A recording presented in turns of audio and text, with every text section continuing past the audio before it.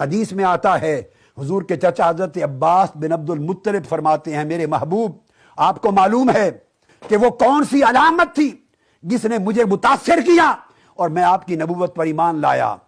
آقا نے فرمایا چچا عباس بتا کون سی علامت تھی؟ فرمایا یا رسول اللہ لوگوں نے آپ کو اعلان نبوت کے بعد دیکھا،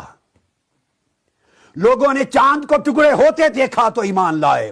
لوگوں نے کنکریوں کو ہاتھ میں کلمہ پڑھتے دیکھا تو ایمان لائے، لوگوں نے درختوں کو زمین چیر کر آپ کو سجدہ کرتے دیکھا تو ایمان لائے، لوگوں نے جانوروں کو سجدے کرتا دیکھا ایمان لائے، لوگوں نے آپ کی عظمتیں آپ کے اعلان نبوت کے بعد دیکھی۔ لیکن میں اس وقت سمجھ گیا تھا کہ محمد مصطفیٰ رسول آخر الزماں ہے جب آپ پنگوڑے میں تھے۔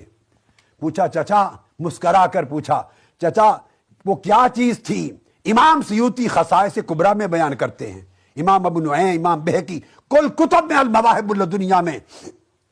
آقا علیہ السلام نے پوچھا تو عباس بن عبد المطلب فرماتے ہیں میں حضور جب آپ 2 سال کے تھے میں دیکھتا تھا گھر میں پنگوڑے میں لیٹے ہوئے آپ انگلی سے کھیلتے تھے، اور خدا کی قسم جس کے قبضہ قدرت میں میری جان ہے میں نے آنکھوں سے دیکھا، روز دیکھتا تھا آپ بچپن میں 2 سال کی عمر میں انگلی سے کھیلتے ہوئے آسمان کی طرف جدھر گھماتے تھے چاند ادھر کو گھوم جاتا تھا،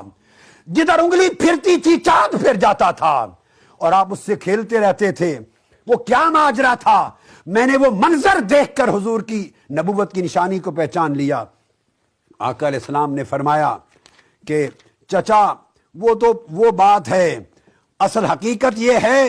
کہ چاند میرے ساتھ کھیلتا تھا، جب میں اکیلا ہوتا تھا چاند کھلاتا تھا، اور میں رونے کو جی کرتا تھا تو چاند مجھے چپ کراتا تھا، تو چاند میری انگلی کے اشارے سے ناچتا تھا، کھیلتا تھا میرے ساتھ۔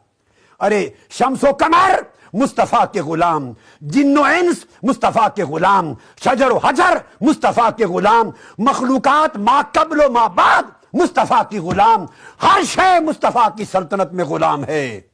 اجرام فلکی مصطفیٰ کے غلام۔